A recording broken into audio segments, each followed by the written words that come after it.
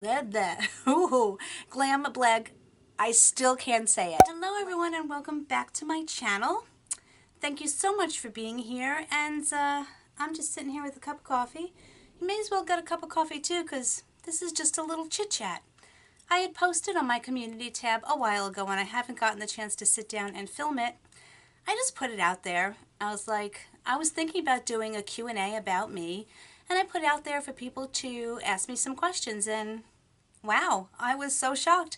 You guys actually want to know about me, and that's kind of cool, and I'm kind of humbled and kind of honored. So, sorry it took me so long to film this, but 16 people asked me questions, and I'm going to try to go through all 16 of them, unless, of course, like they're repeats and everything. But thank you so much, you guys, for doing that, because I said it makes me feel special that you actually care and want to know about me. So, I'm going to have some coffee. You should too, and let's get into this. So I'm just going to go in no particular order. I'm just going to read down the list. Tattooed Mama, my friend Katie here on YouTube, says, let's see. Oh, she had a PS in there. I'm going to just read the PS first and see what it was. PS, you are so beautiful, and thank you so much for always being so supportive of my channel. It really does mean so much to me. And you're so welcome, and thank you for the support, Katie. I love you. Let me see what her first question was. Here we go. Do you have kids? If so, ages, and if not, do you want kids? Where would you like to be in a year from now with your YouTube? And what are your goals like? Do you hope to get sponsors, or do you do it just for fun?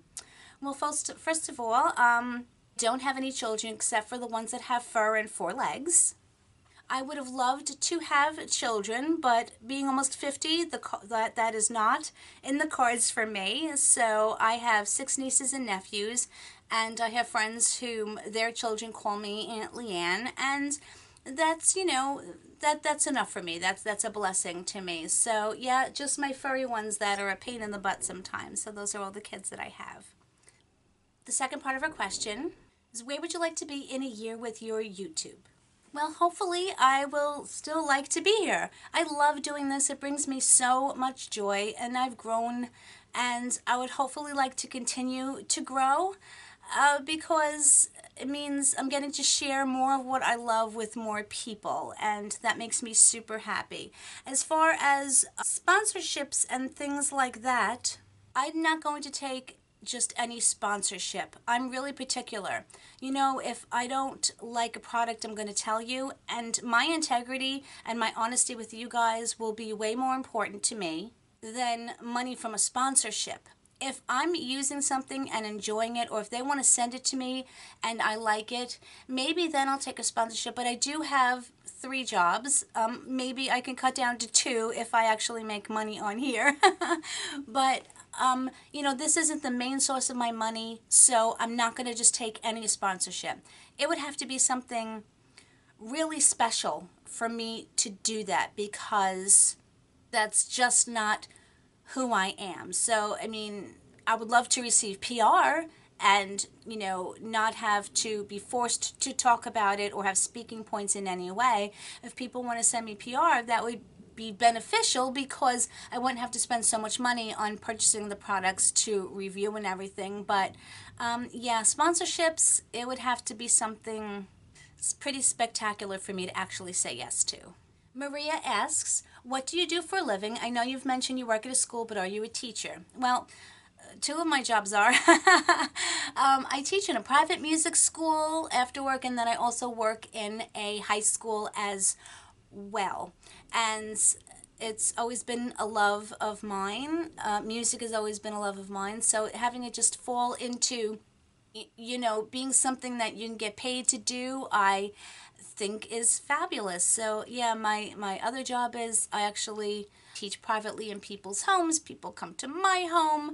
That's why I'm working so many jobs all of the time and 7 days a week. But I do what I have to do to meet my financial responsibilities, but luckily I love everything that I do. And I also consider this a job too. I put as much work and time into this as I do all of my other jobs, because putting out good content is important to me. So yeah, that's what I do. Other Maria asks, would you or do you do makeup on the side as a little business, like weddings, sweet 16s, etc.? I used to do it a lot, quite a many years ago. I don't really as much because of the lack of time and everything. But like I'm doing makeup for a show, as a matter of fact, that's coming up in March, a stage show. So I love doing makeup on other people. It's actually sometimes more enjoyable than on me because everyone's face is like a canvas and then you get to like create on that canvas. And especially like stage makeup, like I'm doing Adam's Family, and that's going to be super fun makeup because it's like it's Uncle Fester, and so that's going to be a lot of fun. So yeah, I mean, those who do makeup on the side, a side hustle for their main job, I think it's amazing because they're all artists, and it really is an artistry, and I think it's amazing. What's your Kathy asks, what's your favorite food? It can be single dish meal or more broad like Italian or seafood. Also, do you have a favorite dessert? Pizza. I can eat pizza, any kind, except for the little fuzzy fish on it. I don't like little fuzzy fish, that being sardines. I can eat pizza every single day. I don't know what it is about it. It's a full meal in itself, in my opinion. I just love it. Yeah. There's a lot of foods. I don't eat very much meat, to be honest with you. It's not, I used to be a vegetarian, but I wasn't getting enough protein and such, and I wasn't dedicated enough to be a vegetarian. But I do like a lot of different foods and stuff. So, my favorite dessert, I haven't met a dessert I don't like. Dessert is my thing. I'd be hard pressed to pick a single one that would be my favorite that I could only eat for the rest of my life. Although homemade cookies that are soft and chewy and gooey are kind of really really good. I can eat the entire thing myself. So yeah, thanks Kathy. Now I'm hungry. Christy says, if you could only use one brand of makeup, which one would it be? Ugh, wow, that's a tough one. Oh boy, it's hard because I'm not that loyal to any one particular brand. This is a really hard question. I have drugstore brands of things I like. I have high-end brands of things I like. I don't know if I could pick like one brand. As far as maybe if I had to pick eyeshadows, oh boy, this is so difficult. See, I really like some of my drugstore shadows that I've just been using, like Rimmel and Wet n Wild, but Natasha Denona eyeshadows to me are just beyond fabulous, and I love them, but they're so expensive that I don't own a lot. So I don't know if I could lump it all into just one brand that I would use. I mean, maybe I'll do a video on my favorite brand for each makeup product. I could certainly do that and like lay that out for you, because I would have to go through and say, okay, this foundation I think is my favorite brand for foundations, etc., etc. So if you're willing to wait, Christy, I can definitely do that for you. If you could wake up with any skill, Overt Knitter says, if you could wake up with any skill that usually takes practice, a craft, instrument, etc., what would it be? Well, I play many instruments, so I'm blessed to have that. Any skill that usually takes practice. I would love to be a better carpenter.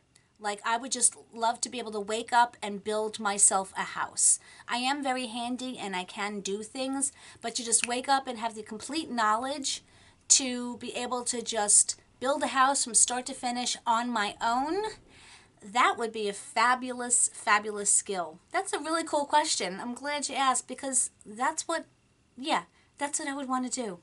The second part of her question is, what are 3 to 5 YouTubers would you recommend to someone who enjoys your channel? So that's a tough one because I have a lot of friends here on YouTube. I couldn't leave any of them out, let's put it that way, because even though we're all different, I still feel really bonded to them and I love them all, and I couldn't pick out of any of them to say. Oh boy, that's such a tough question when you have friends here on YouTube. Let's just say that that's a tough one. I couldn't leave anyone out, and the problem, as I said, they're not all like my channel. They're all different from my channel. So I'm trying to think of some larger YouTubers that do a little bit of what I do. I may have to come back to that one because I have to think of some that are not my friends because I couldn't leave any of them out, but maybe some larger YouTubers that I like that have the unboxings and the makeup reviews and some of the style of things that I do. Let me think about that one. Lizzie's Beauty Show asks, hey Leanne, my question is, what nationality are you? I am Italian, born and raised here though. She also asks, what are your pet peeves? I mean, things that really get on your nerves, LOL. One of my biggest pet peeves, I would have to say, I'm going to do a silly one and then like a real one. My biggest pet peeve is when like you hold the door for someone and they just like walk right through and don't even acknowledge that you just held the door for them. And it's like, hello, like a thank you would have been nice, you know. That's one of my biggest pet peeves. My silly pet peeve, don't you hate when you've done your eye look and you go to put on your mascara and you slip and then you like slap the mascara wand into your upper eyelid and brow bone and like it's a complete mess and you know that there is no way that you can pick that off even when it dries and you have to redo your entire eye look. The dangers of mascara, my friends. That's my other pet peeve. I'm Spangles asks, did you purposely pick out the tablecloth in your background to look like a cat was looking over your shoulder, or was it a happy coincidence? That's awesome. It's actually a tapestry that my friend Kara bought for me graciously, and it has cats all over it. Let me move to the side. And I just kind of folded it really to fit because it's rather large and I don't have a wall to put it on. And so I just realized that, yes, when I'm sitting here, it does look like there is just a cat hanging out on my shoulder. It's just a happy coincidence because I didn't place it in any particular way. It just happened to be how the fold happened. But yeah, knowing me and cats, I thought it was quite perfect, as a matter of fact. That was a cute one. Brandy Reynolds asks, if one of your viewers is jonesing for a monthly subscription box, which one would you recommend for the very first one? She has a couple of questions here. So that being said, it really depends upon your price point. If you're looking for, say, a $10 a month subscription, or a $15. Allure has been amazing, albeit their customer service they need to work on, but as far as their products, you get the biggest bang for your buck out of Allure. My second would have to be Ipsy because they occasionally throw in a full-size brush or a full-size product, and that's a $10 a month subscription. So those would have to be my two for like the lower priced ones. If you're willing to go up to the $21 or $25 mark, as far as beauty subscriptions go, I happen to love BoxyCharm. You get the full-size products, and they're all, to me, useful products. Some people are really on the fence. You either love it or you hate it. But this is just my personal opinion, and, you know, it's something that I happen to love. I just signed up for the Ipsy Glam Blag. Glam Blag. I still can't say it. Glam Bag Plus. Eureka. And I'm waiting to see what that one is like also. But if you want to stick to the $10 to the $15 mark, I said Ipsy or Allure at this point. And it said, Brandy also asks, if you weren't doing YouTube, what do you think you would be doing? Probably still working my 3 or 4 jobs. Yes, I mean, I would love for this YouTube will never be my full-time job. You would have to pry me away from my state retirement plan. Let me tell you, there is no way I'm quitting my job to just do YouTube. Not a snowball's and chance. No, no. I'd love for YouTube to bring in some extra money so that I can be more comfortable financially and support my parents better and support my family better and things like that. But still have all of my other jobs. I'd still be teaching privately and things like that. But I just wouldn't have, if I wasn't doing YouTube, I wouldn't be having this much fun. And per usual, there's the phone call. Left me little hearts and stars. Thank you, Brandy. Kathie Stevens Designs, which also I have to like share her blog with you guys. She's wonderful. I'm gonna link her blog down below. And she asks, do you have a special piece of jewelry that you're sentimental about? Either one that was a gift or you purchased yourself to celebrate an achievement. This is a very emotional question, and I have my makeup on and done, so hopefully I'm not going to get emotional. For those of you who don't know, I lost my sister to brain cancer 15 years ago. It's going on 16. It was the worst time of my life because she was my best friend on this planet. And losing a sibling is like nothing else you can ever go through. She and I were the closest two people could be. And as I said, when I lost her, it was absolutely devastating. She died shortly after her 36th birthday.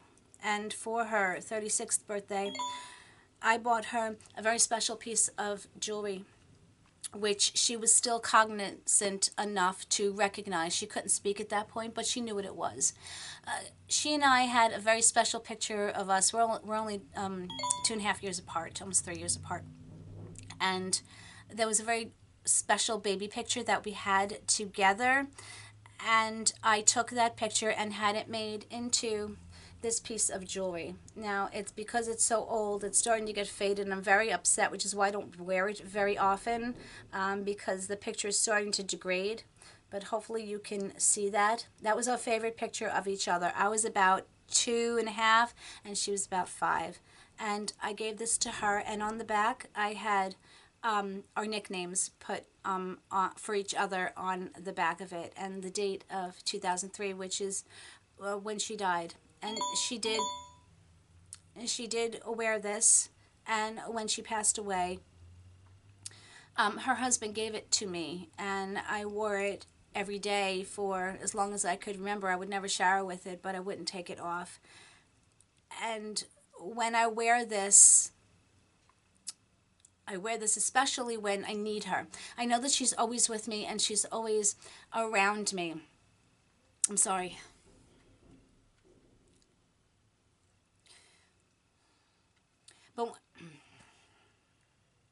But when I wear this, I feel very, very close to her. So this is and forever will be, no matter what, no matter what else I ever get in my life, whether it's from a husband, a future husband, engagement, nothing will ever, ever be as special as this necklace here. So thank you for asking that question, Kathie, because yeah, Kathie doesn't know anything about my sisters, so that was a pretty pertinent question there. So I'm just gonna put this back up here. Let me just compose myself. Okay, moving on. If you could go on vacation anywhere in the world, where would you go and why? That's also from Kathie. Thanks, Kathie. Aruba. I used to go to Aruba. I've been to Aruba 5 times, and I miss Aruba tremendously. To me, it's my favorite tropical place to go because you're not in the hurricane belt. It hardly ever rains. You never have to worry about going when there's a bad season of weather. It's just like the perfect place to be. That's why they call it One Happy Island, because it is. I have not been on vacation in over 8 years or more. It's probably almost 10 at this point. And I miss vacations very, very much. I'm hoping one day that I will actually get back there. But yeah, that's my favorite place in the world. Kelly Miller asks me, what was your first palette and do you still own it?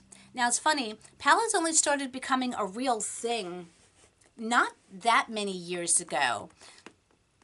And I mostly used to just buy, oh, my stupid phone. I mostly used to just buy, like, little things in the drugstore and an occasional single shadow here and there. But I only really started getting into palettes maybe 5 years ago. And so the funny thing is I do still own my very first palette, and it was not a hugely high-end. It was an Ulta palette, and it was the rose gold palette, and I actually still do have that one. I don't know, maybe for nostalgic purposes, but regardless, yeah, I still got it. Now I have more palettes that I could ever possibly wish for.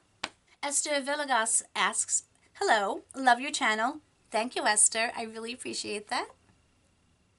Where were you from originally? I remember you saying you live in New York, but where were you born and raised?